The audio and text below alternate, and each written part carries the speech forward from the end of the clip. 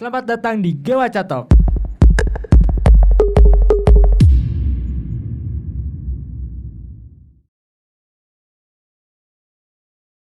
Assalamualaikum warahmatullahi wabarakatuh. Halo teman-teman dunia maya, apa kabarnya nih? Semoga sehat selalu ya. Di sini saya Gimna sebagai host pada podcast kali ini akan berbincang-bincang nih, ditemani dengan dua narasumber, yaitu mahasiswi dari Universitas Pendidikan Indonesia. Halo Kak, apa kabar? Halo Kak. Boleh mungkin dikenalin dulu ke penonton siapa? Halo semuanya, nama saya Nur Cipta Mustika Sari. Saya mahasiswi semester 5 dari Program Studi Bahasa dan Sastra Indonesia di Universitas Pendidikan Indonesia. Halo Kak Nur. Halo Kak Gim. Ya, silahkan. Oke, perkenalkan nama saya Dinda Putri Chania Fatov. Saya dari Bahasa dan Sastra Indonesia, Sekolah Samanocita. Oh, sekolah ya, jadi kalian. Iya, Sekolah ya, tapi jarang ketemu ya. Iya, aduh gimana nih? Oke, Ketahuan. Ketahuan. bincang-bincang kali ini kita akan membahas isu yang mungkin cukup hangat ya di tahun ini, Iya. yaitu isu G20. Tapi kita akan lebih menyorotnya pada isu bidang pendidikan. Oke. Dari hasil riset saya sendiri ya, G20 ini merupakan hasil inisiasi dari kelompok G7 kalau nggak salah ya. Ya, betul. Kelompok 7 negara dengan perekonomian maju pada tahun 90-an mungkin ya. Ya. Koreksi bila salah. Oke. Nah, namun pada perhelatannya di tahun ini yang seperti kita ketahui di Indonesia kan dilaksanakannya, Menteri Pendidikan Nadiem Makarim mengusung 4 isu pendidikan. Yang pertama pendidikan universal yang berkualitas, lalu yang kedua teknologi digital dalam pendidikan, yang ketiga solidaritas dan kemitraan, dan yang keempat dunia kerja pasca COVID-19. Nah, terkait 4 isu yang diusung nih oleh Menteri Pendidikan Nadiem Makarim, kira-kira gimana sih tanggapannya dari kakak-kakak mahasiswi terkait hal tersebut? Saya mungkin ya, Boleh. dari saya. Oke, boleh. Mungkin agak sedikit menyerempet dulu ya ke tahun gitu ya. Jadi G7 ini tepatnya itu pada 1975 ya Kak Iya, ya. betul. Oh, oke. Tepatnya. Nah, tapi Indonesia masuk ke G20 gitu, udah beda lagi namanya. Itu di tahun 1999-98 lah, Iya. 98-99 Oke. kayak gitu. Nah, untuk menanggapi isu gitu ya, keempat isu pendidikan ini mungkin bisa dibilang jadi lebih ke arah pro kontra gitu. Iya. Karena seperti yang kita tahu gitu ya, kalau yang namanya isu itu udah pasti yang ada namanya pro dan Iya. pro kontranya. kontra Iya, gitu. iya. Dan bagi saya Betul, sendiri gitu, saya lebih ke arah mendukung. Jadi Oke. mungkin bisa dikatakan pro lah ya. Nah, kenapa itu bisa saya gitu menilai pro? Karena bagi saya keempat isu ini tuh bisa berdampak positif gitu bagi pendidikan khususnya di Indonesia. Oke. Seperti tadi tuh isu yang pertama itu ada universal quality education. Iya, betul. Jadi kualitas pendidikan yang universal. Di mana dari Kementerian Pendidikan di Indonesia itu ingin mendorong kembali gitu, menyamaratakan soal pendidikan, kualitas pendidikan. Oke. Jadi bukan cuman maaf ya anak-anak disabilitas gitu atau pemuda disabilitas yang mendapatkan bantuan begitu, tapi juga golongan-golongan lain seperti golongan marginal yang rentan gitu. Golongan marginal di sini tuh maksudnya orang-orang yang terpinggirkan gitu, tidak ada privilege lah ya kalau zaman Iya, sekarang iya. disebutnya. Nah, jadi di sana tuh juga ada keterkaitan sama tujuan Indonesia di Sustainable Development Goals. SDGs ya, benar SDGs. Nah, itu tuh untuk yang pertama gitu loh. Isu pertama itu udah ada kelihatan bahwa ada dampak positif gitu antara si isu yang digalakkan oleh Pak Nadiem Menteri, gitu ya ke ranah dunia pendidikan gitu. pendidikan, Itu ya, isu betul. pertama kan ya. Nah, isu kedua nih, ini benar-benar relevan sama kita saat ini. Isu apa itu adalah mengenai teknologi digital. Iya. Jadi di isu kedua ini Pak Nadiem ingin menonjolkan gitu, memanfaatkan si teknologi digital ke dunia pendidikan gitu. Oke. Gimana sih teknologi digital itu bakalan berperan ke dunia pendidikan di Indonesia khususnya ya. Iya. Nah, di sini juga mungkin efek dari pandemi kemarin ya. Jadi hal-hal yang tadinya kita lakukan secara langsung gitu kayak Langsung, tatap muka, tatap muka, kalau oke. sekolah kan ya. Kuliah ya dari Bener. luring jadi daring. Iya, tadinya kan kita bener luring ya. Iya benar. Mungkin kalau kita sih enggak sih ya, kalau Oh, kuliah kita enggak, malah daring lupa, duluan. lupa. Ya makanya untuk teknologi ini tuh bakalan berperan dari situ gitu. Apalagi kemarin pandemi kita dapatkan efek yang sangat positif gitu. Makanya saya setuju kayak gitu dengan isu ini. Itu baru 2 isu loh Kak. Ya. Isu ketiga nih, mereka itu membahas soal solidaritas dan kemitraan, solidarity and partnership gitu. Dimana di sini Panadim itu membawakan budaya yang sudah melekat lah di Indonesia itu. Budaya apa? Itu adalah budaya gotong royong Kak. Iya. Jadi mungkin kita dari SD udah belajar yang namanya gotong royong Dari- gitu. Mungkin dari lingkungan rumah Oh juga. iya, udah belajar kan ya? iya dari lingkungan rumah juga. Keluarga ya. Iya, dari Iya. keluarga itu udah ada yang namanya gotong royong gitu, kayak kita Iya, membantu adik, kita membantu kakak gitu, atau justru kita dengan orang tua timbal balik kayak gitu. Nah, di sini Panadim itu ingin yang lebih luas gitu, yaitu antar negara. Iya, Jadi iya. pada saat ada negara yang kesulitan gitu, ya, membutuhkan bantuan, di sana Indonesia ingin berperan untuk membantu gitu. Jadi, Oke. nah pun jika Indonesia punya masalah dan butuh bantuan, negara-negara di dalam komunitas ini tuh diharapkan bisa membantu Indonesia kayak gitu. Oke. Nah, terus ada isu satu lagi Kak yang tadi sudah disebutin kan ada nih Iya. mengenai masa depan dunia kerja setelah pandemi COVID-19. COVID-19, ya. Ya, jadi banyak perubahan yang terjadi pada saat sebelum pandemi dan sudah saat pandemi gitu. Bahkan sekarang pasca pandemi pun Pasca pandemi. masih ada gitu melekat. Mungkin contoh kecilnya adalah penggunaan masker. Iya. Sebelumnya itu kita mungkin jarang ya Masker pakai buat- masker. Jarang. Kayak nggak penting-penting amat Iya lah ya gitu, buat sebenarnya ya. apa sih paling Iya. pakai masker kayak buat naik motor gak sih kayak Ya, gitu aja kalau kan. biar gak berdebu aja kan. Iya. Iya. Nah, tapi kalau misalnya kemarin waktu pandemi semua langsung kan, apalagi waktu itu Semuanya. langsung habis masker juga dan lain Habis, iya, sebagainya. iya. Nah, itu salah satu perubahannya. Terus itu kan dari sisi kesehatan gitu. Nah, dari dunia kerja pun ada perubahan-perubahan kayak gitu, dan di sini pendidikan itu berperan untuk menyeimbangi gitu perubahan di antara dunia kerja dengan yang ada di pendidikan gitu. Jadi setelah di dunia kerja kita tahu ada perubahan, di dunia pendidikan pun harus bisa menyeimbanginya gitu. Jangan sampai tertinggal dan justru si dunia pekerjaan ini tidak bisa digapai gitu oleh pendidikan di Indonesia. Nah, keempat isu ini punya kesinambungan gitu. Dan yang paling disoroti adalah mengenai teknologi dan juga mengenai keadilan gitu. Perataan dari pendidikan. Nah, menurut saya sendiri dua hal yang disoroti ini tuh benar-benar memang harus disoroti gitu, karena kita tahu sendiri gitu dampaknya seperti apa. Makanya saya sangat mendukung sih mengenai 4 isu pendidikan ini Kak. Baik, jadi intinya adalah G20 ini memberikan dampak positif ya. Betul. Jadi 4 isu yang diusung oleh Panadim ini baik untuk direalisasikan kan. Baik sekali Kak. Apalagi kalau oke. misalnya nih realisasinya itu dengan struktur yang memang sudah bisa dibilang lengkap lah gitu, atau Lengkap, misalnya oke. terstruktur mungkin ya. gitu.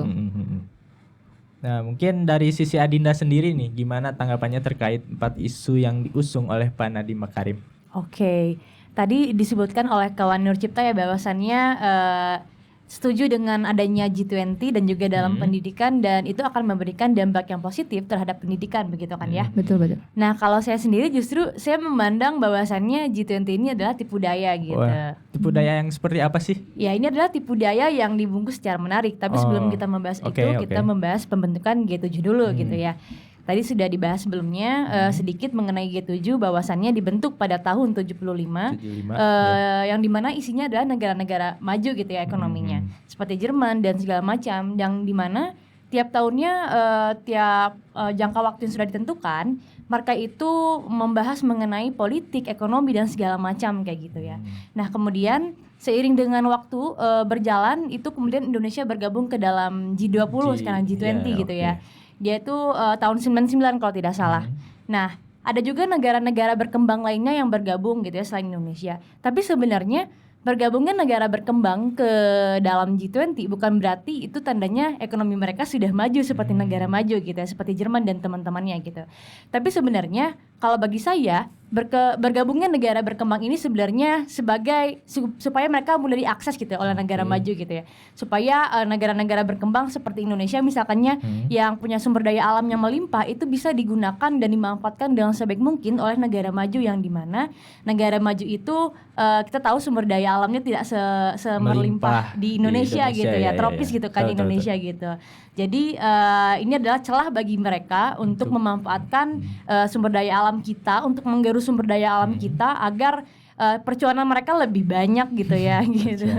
Nah, kemudian kita membahas juga mengenai perjanjian GATS ya kalau pendidikan. Jadi kan disebutkan bahwa pendidikan itu akan diuniversalkan lah ya istilahnya kalau di dalam G20 pembahasan kemarin. Tapi sebenarnya pendidikan itu tidak akan pernah universal kalau misalkannya perjanjian GATS masih ada. Nah, perjanjian GATS itu ada pada tahun sekitar 98-99 ketika ada krisis ekonomi yang melanda negara Asia dan juga Amerika Selatan dan juga sekitarnya gitu ya. Yang dimana pada akhirnya ada WTO yang membuat perjanjian GATS pertemuan yang dimana dibahas bahwasannya ada 12 jasa yang akan diperjualbelikan kayak gitu. Dan salah satunya adalah pendidikan. Nah, kemudian setelah itu sudah disahkan perjanjiannya, negara-negara lainnya dan juga Indonesia itu merombak besar-besaran kebijakan yang ada dalam negaranya kayak gitu. Nah, kemudian kalau di Indonesia sendiri, contohnya ada Undang-Undang Sistem Pendidikan Nasional atau Sisdiknas, kemudian juga ada Undang-Undang Perguruan Tinggi tahun 2012 dan segala macamnya gitu ya. Tapi sebenarnya dari semua undang-undang tersebut, mereka itu membahas mengenai pembiayaan yang ada di perguruan tinggi, karena kita membahas perguruan tinggi terlebih dahulu gitu ya. Jadi dari situ makanya ada yang namanya UKT, ada yang namanya uang pangkal seleksi mandiri dan segala macam. Nah, itu namanya adalah komersialisasi pendidikan, di mana pada akhirnya pendidikan itu diperjualbelikan dengan harga yang semakin mahal tiap tahunnya gitu. Ya, jadi contohnya seperti ini. Kalau misalkannya di UPI sendiri, di perguruan tinggi sendiri itu kan ada sistem UKT ya teman-teman gitu.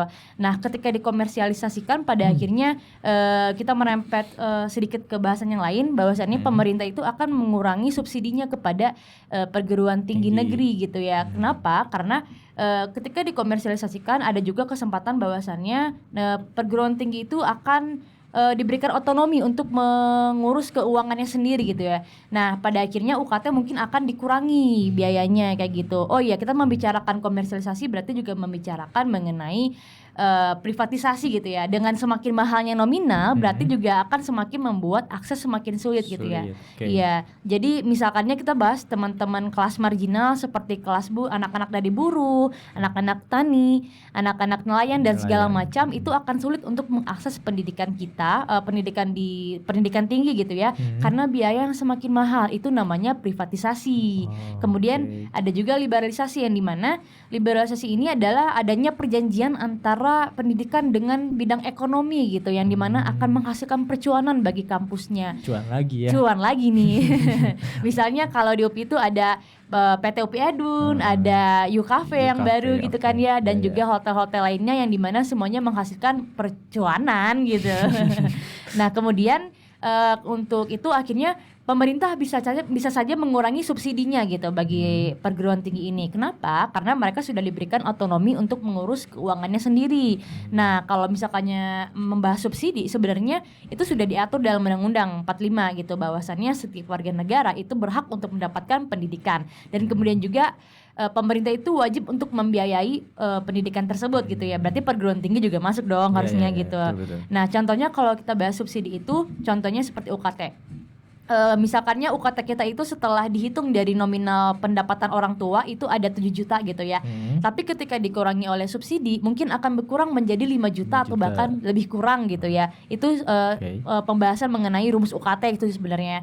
Nah, tapi kalau misalkannya ada perjanjian gas, liberalisasi, komersialisasi dan privatisasi, pada akhirnya ya subsidi dikurangin dan bahkan UKT mungkin akan semakin mahal karena nggak ada subsidi lagi dari pemerintah kayak gitu. Betul. Jadi kalau bagi saya pendidikan tidak akan universal kalau misalkannya masih ada perjanjian GATS ini gitu. Kemudian isu yang kedua tadi itu ada ini ya, teknologi digital gitu ya, semakin dimasifkan gitu ya.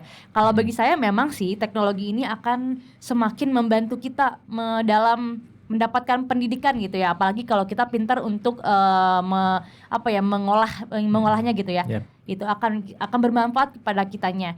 Tapi sebenarnya kita juga harus lihat bahwasannya meskipun ada standar nasional pendidikan di dalam undang-undang Sisdiknas bahwa ada standar ya di dalam pendidikan, tapi standar yang ada di perkotaan dengan sekolah yang ada di perdesaan itu berbeda gitu, berbeda jauh gitu ya. Nah, mungkin kita bisa lihat bahwasannya ada daerah yang mungkin dia nggak punya gadget gitu. Atau daerahnya susah sinyal gitu ya. Gadgetnya ada tapi sinyal nggak ada, Sinyalnya nggak gitu. ada. Buat Oke, apa oke. gitu. Gitu Iya. kan ya. Jadi kalau misalkan ya infrastrukturnya masih belum benar gitu ya, masih belum merata. Jadi pada akhirnya dengan adanya masifnya teknologi digital itu hanya akan memperlebar dan memperluas kesenjangan-kesenjangan antara teman-teman marginal dengan teman-teman yang ada di perkotaan Oke. gitu. Jadi kalau mau ya boleh sih, tapi ya infrastrukturnya dulu meratain iya, dulu iya, gitu ya iya. gitu. Kemudian Oke. ada tadi yang ketiga tuh solidaritas dan kemitraan ya gitu. iya. Dan yang keempat itu ada dunia kerja pasca pandemi gitu ya. Ya, pasca Covid. Kalau bagi saya sih kedua isu ini sebenarnya adalah isu yang saling berkesinambungan keduanya, yang dimana dia berarti implikasinya menciptakan mahasiswa ataupun pelajar lainnya untuk sebagai tenaga kerja gitu ya, menyiapkan untuk sebagai pekerja nantinya gitu ya. Tapi sebenarnya kita juga harus ingat bahwasannya pendidikan itu bukan hanya untuk mencetak tenaga kerja doang gitu. Tapi juga harus membentuk karakter, di mana karakternya adalah memanusiakan manusia lah ya gitu, istilah simpelnya gitu. Dan juga bertujuan untuk menyelesaikan permasalahan-permasalahan konkret yang ada di masyarakat kayak gitu. Misalnya kita juga berkontribusi, mahasiswa berkontribusi kepada pemuda lainnya agar dapat lebih cerdas juga gitu kan, juga dapat terbangun kesadarannya bahwa pendidikan itu bisa melepaskan mereka dari permasalahan-permasalahan tersebut kayak gitu. Jadi dengan adanya perjanjian GATS pada akhirnya akan membuat pendidikan jadi nggak jelas gitu ya kalau bagi saya gitu, hanya berfokus kepada yang tadi dunia kerja saja gitu. Nggak salah sih, dunia kerja juga penting gitu ya, tapi jangan lupakan juga hal-hal yang pentingnya lainnya gitu, seperti yang karakter tadi. Jangan sampai kita hanya diciptakan menjadi tenaga kerja yang akan mengisi kuota-kuota pekerja gitu ya, yang dibutuhkan oleh kaum kapitalis gitu. Waduh, kaum kapitalis ya. Gitu. Baik.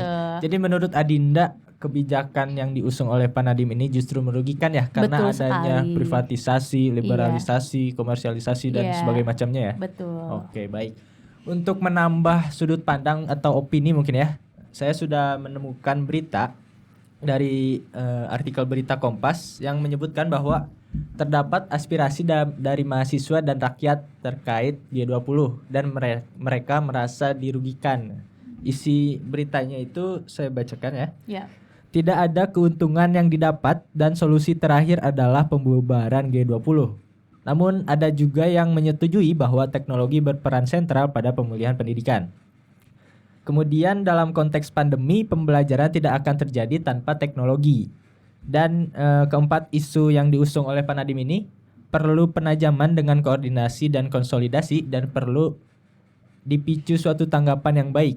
Nah, sedangkan dari berbagai negara yang sudah memberikan pandangan, umumnya mereka melihat empat isu ini sangat relevan. Nah, kira-kira terkait artikel berita yang ada di Kompas ini, gimana tanggapan dari kakak-kakak?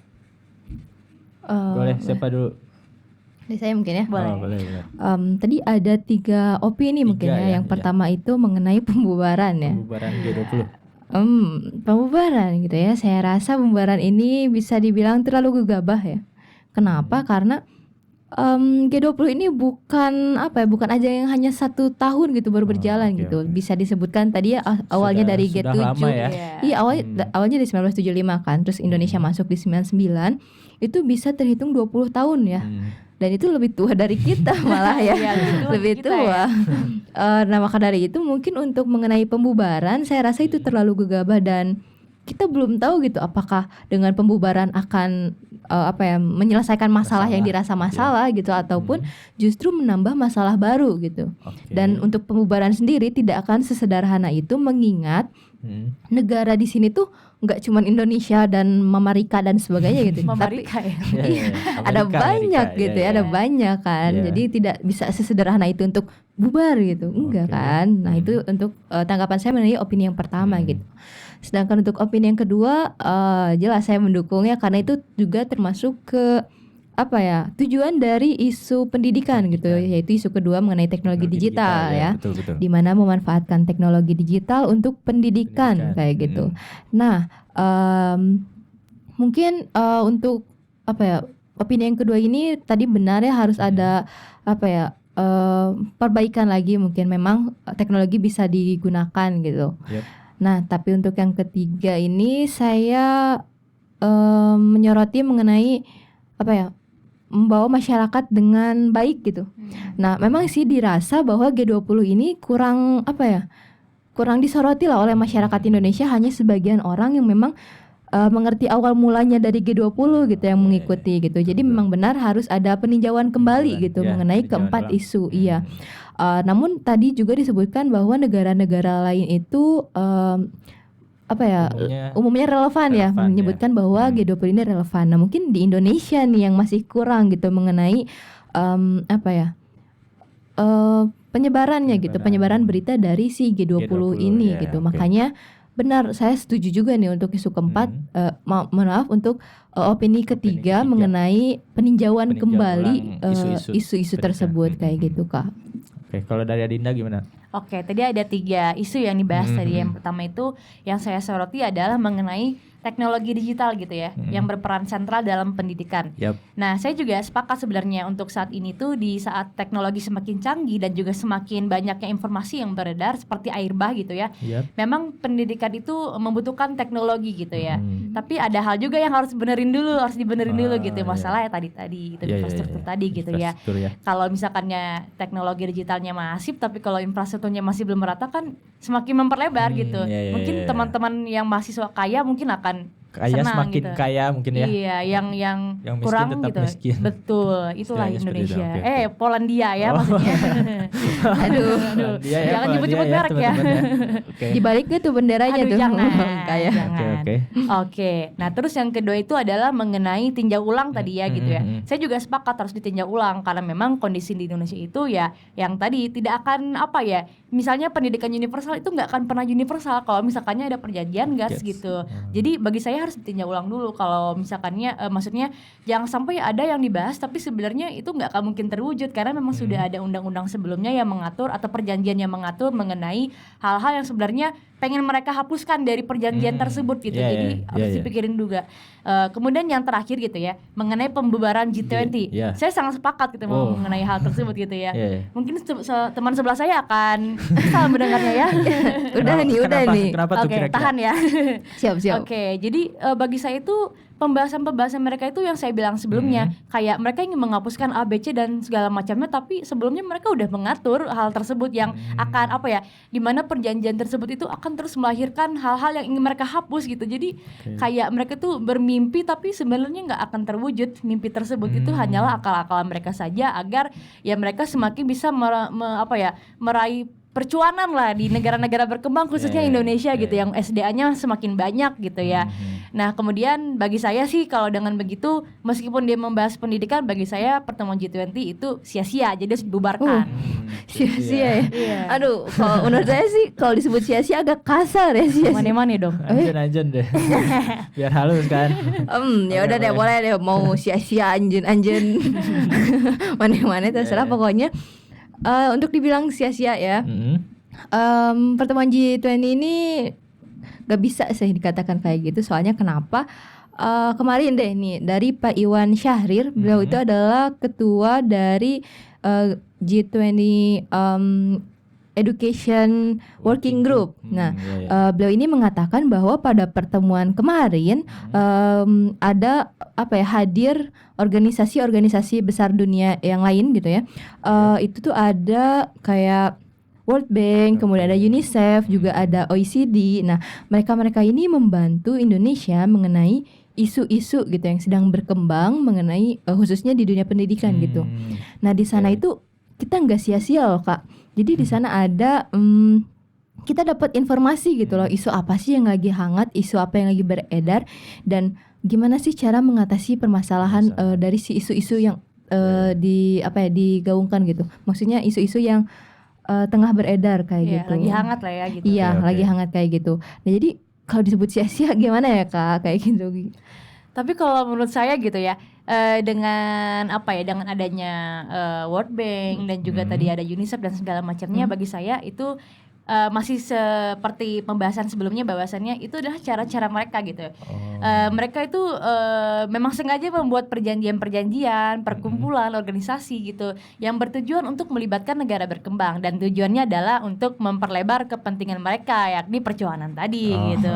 Nah kemudian ya pada akhirnya itu hanyalah celah-celah mereka untuk bisa masuk ke dalam kita. Kalau misalkannya nggak ada perjanjian di antara bilateral gitu ya, dua negara itu, ya gimana caranya mereka masuk gitu kan. Makanya harus ada perjanjian dulu biar mereka bisa join gitu ya, masuk lah ya gitu ke dalam negara tersebut untuk meraup keuntungan, entah dari sumber daya alamnya, pertambangan misalkannya, investor dan segala macam. Jadi bagi saya itu adalah cara-cara licik mereka gitu ya.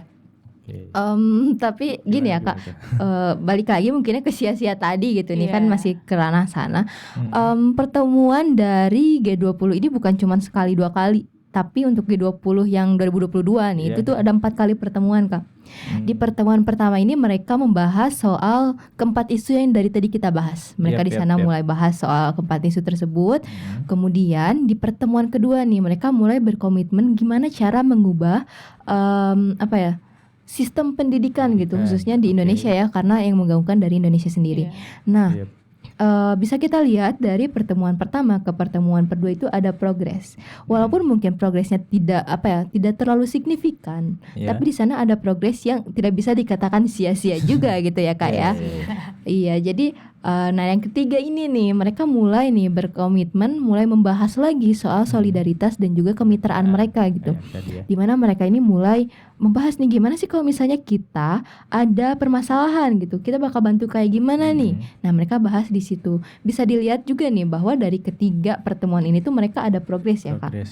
Nah di pertemuan keempat nih mereka menyampaikan laporan program kerja mereka gitu, sama juga pembahasan mengenai kompendium kayak gitu. Kalau di organisasi mahasiswa itu LPJ mungkin ya. Nah iya benar, jadi keempat itunya. Betul.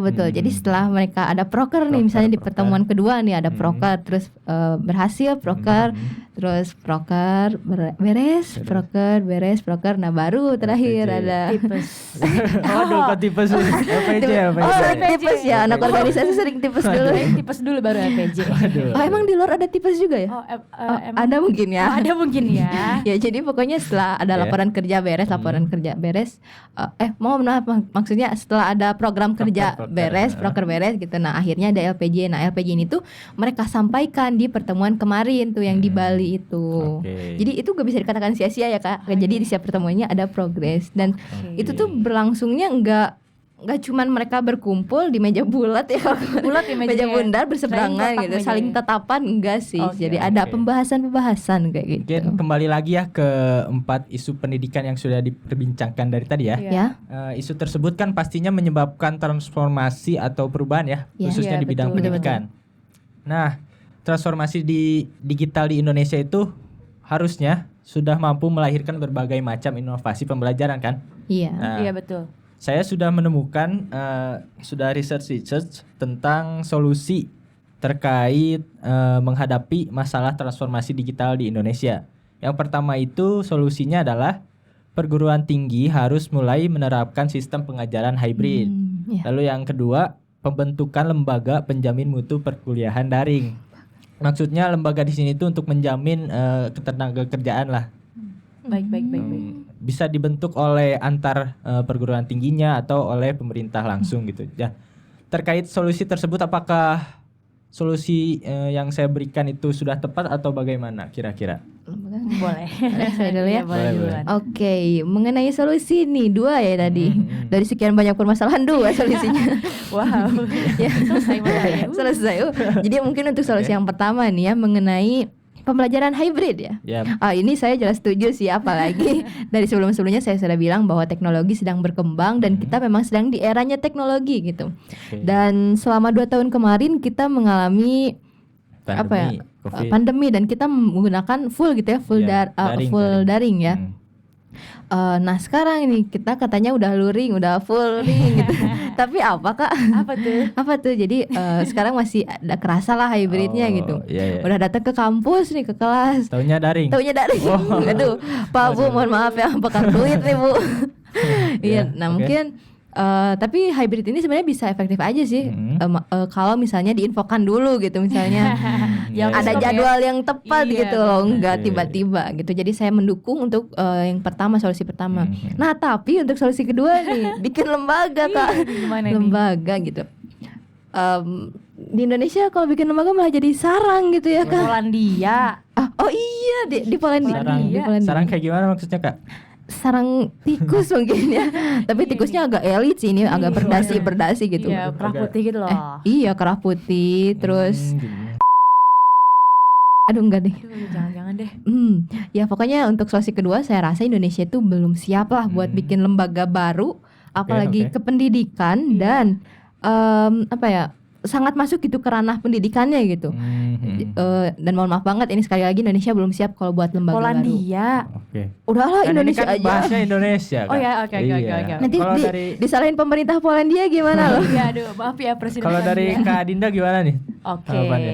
Tadi yang pertama ada yang hybrid gitu ya. Iya. Saya setuju, tapi ada syaratnya gitu. Oh. Syaratnya ya, katanya dimurahin dong gitu. Agak-agak dimurahin gitu ya. Pak Rektor. Masa udah mama bayar UKT kuliahnya online gimana sih gitu, 5 juta loh. Oke. Nah, kalau misalkannya UKT-nya mau dimurahin atau dihapuskan ya perjanjian gasnya harus dihapuskan juga gitu. Jadi biar nggak makin mahal UKT-nya kayak gitu. Terus yang kedua tadi tuh ada membentuk lembaga gitu ya. Lembaga apa ini gitu. Apa maksudnya ini? Sarang-sarang Apa ini? lagi tuh. Iya, ini sangat apa ya, akan membuka peluang-peluang baru untuk menciptakan Inisial K ya. hewan gitu. Hmm. Hewan tikus gitu ya. Polandia kok, Polandia. Nah, tadi saya sempat mendengar tentang perjanjian Gates ya yang Iya. dirasa merugikan. Nah, itu kira-kira gimana cara untuk menghapus atau membubarkan perjanjian Gates tersebut? Oke. Jadi sebenarnya untuk menghapuskan atau menolak perjanjian GATS ini kita juga harus menyebarkan pencerdasan kepada masyarakat dari seluruh kelas masyarakat, golongan kelas masyarakat gitu ya, dari golongan yang atas atau mungkin yang golongan bawah gitu ya, bahwasannya perjanjian ini tuh tidak menguntungkan kepada kita sebagai pemuda khususnya gitu ya, karena perjanjian GATS ini justru akan semakin membuat pendidikan sulit diakses oleh seluruh pemuda gitu, dan juga akan semakin mahal. Jadi yang kaya mungkin akan semakin pintar, tapi teman-teman yang tidak beruntung yang dari kelas tidak marginal memiliki privilege lah ya istilahnya gitu, mereka mungkin akan semakin jauh dari pendidikan itu sendiri, dan mereka dengan kurangnya pendidikan mereka akan rentan untuk dieksploitasi lah oleh pihak-pihak yang licik lah ya, kita memiliki katakan kekuasaan mungkin ya. kekuasaan gitu ya. Kekuasaan Jadi lebih, oke. bagi saya adalah caranya dengan menggaungkan penolakan tersebut terhadap perjanjian GATS itu, dan juga mencerdaskan kepada masyarakat bahwasannya ini sangat merugikan khususnya kepada pemuda. Gimana kalau pemuda Indonesia ntar 20 tahun lagi pada bodoh, gimana? Waduh. Sensor ya. Baik, jadi intinya adalah dari kakak-kakak ini setuju dengan solusi pertama. Betul Iya, ada sangat syaratnya setuju. tapi. Saya enggak sih, syaratnya. saya enggak ada. Dan yang kedua mungkin kurang setuju ya karena Sangat Berarti tidak ya. setuju sih ya, Big no lah bukan ya. kurang ya. Big no. Sangat Oke, tidak oke, setuju. baik. Baik, mungkin inti dari diskusi kali ini adalah isu yang diangkat, isu G20 terutama khususnya bidang pendidikan itu menuai banyak pro dan kontra di dalamnya. Kembali lagi kepada masing-masing individu bagaimana menanggapinya, baik itu dampak positifnya, dampak negatifnya, itu kembali lagi ke masing-masing individu. Nah, mungkin sekian ya diskusi kali ini. Terima kasih Iya. kepada para ahli wacana. Amin. Semoga ya. Amin, Sudah amin. datang menyampaikan sudut pandangnya. Terima Iya. kasih juga kepada penonton yang sudah menyimak hingga akhir diskusi ini. Mungkin sedikit kata-kata dari saya ya. Iya, boleh. Pendidikan bukanlah barang yang bisa diperjualbelikan, dikomersialisasikan atau diubah semaunya. Pendidikan haruslah merata. Kebijakan kerjasama antar negara semoga dapat menyebar tanpa kerugian, ketimpangan, dan kemalangan pada satu pihak. Indonesia ke depan tidak boleh cuma hanya menjadi konsumen digital saja. Namun Indonesia harus menjadi pemain atau produsen dalam menciptakan teknologinya. Saya ada pantun nih. Dicakepin jangan nih. Boleh. Oke. Baik, Pisau baik. diasah di pagi hari, Cakep. bawa ke kebun untuk membabat. Cakep. Sekian diskusi hari ini, semoga dapat memberi manfaat. Oke. Amin. Dengan demikian, Saya Dinda Putri pamit undur diri. Saya Nucipta pamit undur diri. Saya Gimnas sebagai host pamit undur diri. Good luck buat semuanya. Terima kasih. Wassalamualaikum warahmatullahi wabarakatuh. Waalaikumsalam. Bye bye.